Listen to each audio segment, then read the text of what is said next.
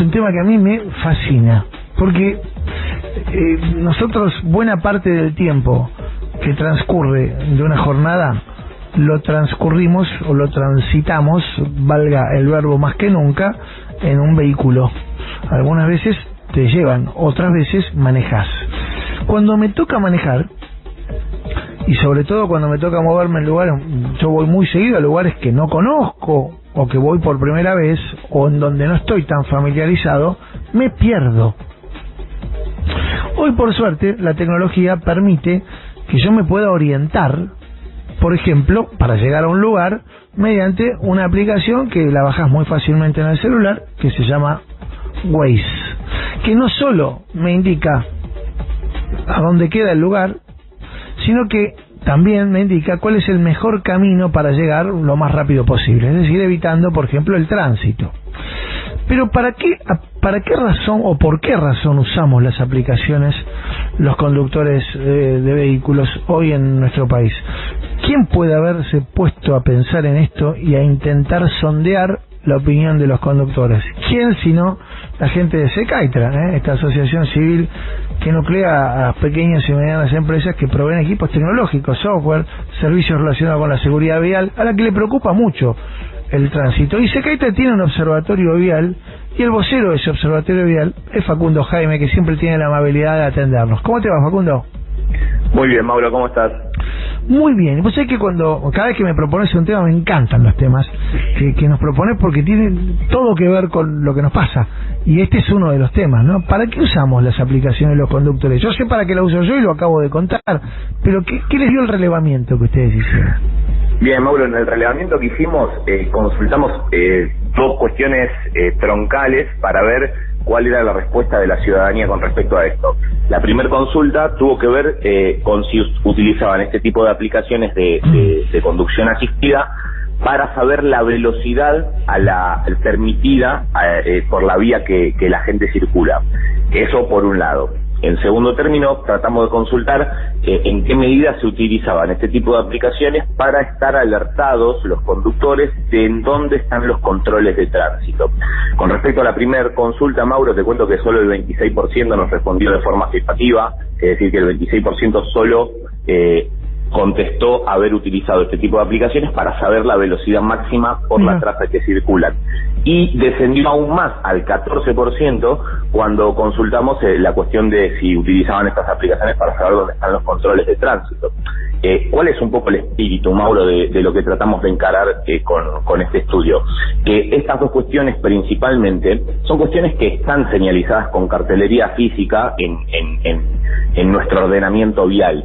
Entonces, muchas veces, obviamente si no conocemos a dónde ir, la utilización del GPS hoy en día es casi que exclusiva para tratar de orientarnos, pero quizá también sería interesante desarraigarnos un poco del contacto con el teléfono o el GPS en caso de tener un GPS autónomo, y tratar de también entender que hay muchas cuestiones que ya están en nuestro ordenamiento vial, como la cartelería, y que muchas veces no le damos bola, es cierto eso, no le damos bola, exactamente.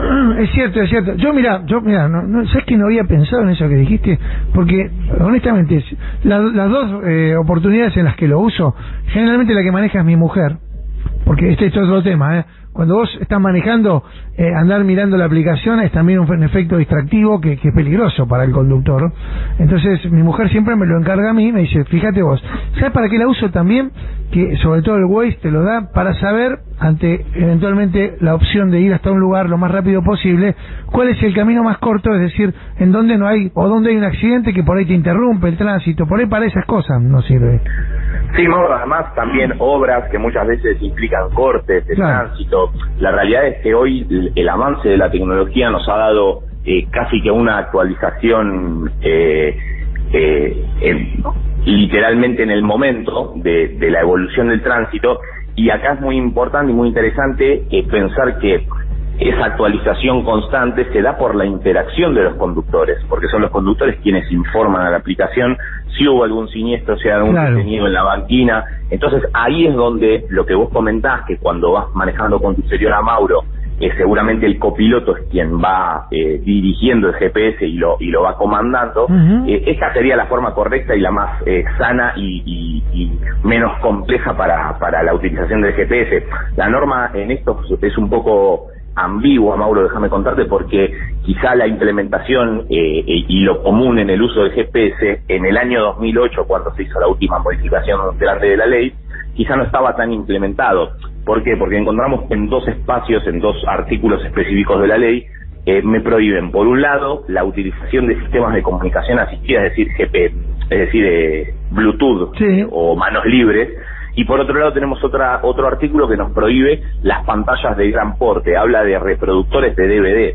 Entonces lo que quiero decir es que si bien la norma no prohíbe la utilización del GPS, nosotros como conductores responsables tenemos que realmente ultimar detalles y generarnos el contexto en donde estemos más cómodos y estemos con menos tendencia a la distracción, porque el GPS no deja de ser eso, también un poco una distracción.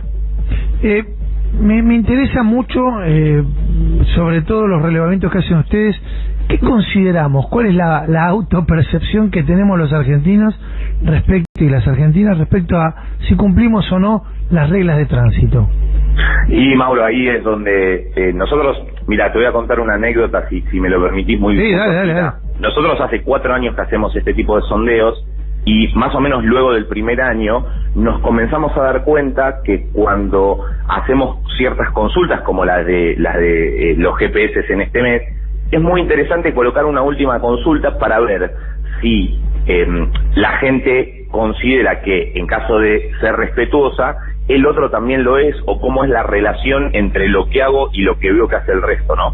Y déjame contarte, Mauro, que esta no fue la excepción, y ahí tenemos un problema que vemos que se repite en todos nuestros estudios, que es que cuando consultamos si la gente, con respecto a la autopercepción de una conducta, eso no cumplidora, entendemos que siempre los porcentajes son súper altos. En este caso estamos hablando de un 90% de autopercepción positiva. Ahora, cuando la misma conducta tenemos que evaluarla sobre el resto de las personas, nos volvemos muy críticos y nunca nadie cumple, y yo siempre soy un fiel cumplidor mientras que el resto es incumplidor. Entonces esta tendencia vemos que se viene sosteniendo y nos preocupa un poco, la verdad.